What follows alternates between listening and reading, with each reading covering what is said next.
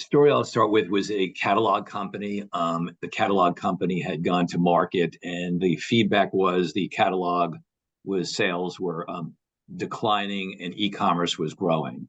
And not surprisingly, the prices were much lower in e-commerce, and their margins, gross margins, were going down. And buyers just had an issue with that. What we did is we looked at it a little more holistically and looked at it not in gross margin terms, which is a number that everyone focuses on, but contribution margin, and basically dug in and netted out all the costs related to the catalog and the minimal costs related to the catalog when you're dealing with e-commerce. And at the end of the day, demonstrated for the buyer that, for the next set of buyers, that this was not a problem. If anything, it was a good thing. And we were really more focused on net contribution margin.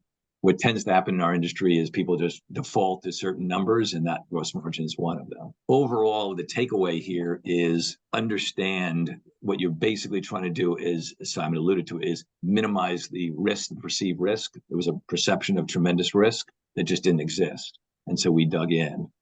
The second part of that story is the takeaway is understanding what the buyer's needs are. And the catalog company that we ultimately sold to, their name started with, I'll give a hint, started with the word discount. And so that was their position. That was where they were heading.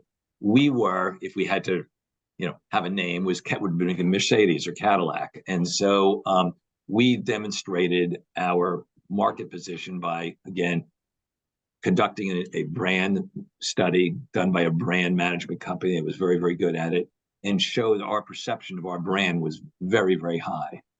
And in the course of doing that, all of a sudden, you saw the buyer developing a whole new strategy around this. Now, you could say, well, how could that happen in the Amazon world?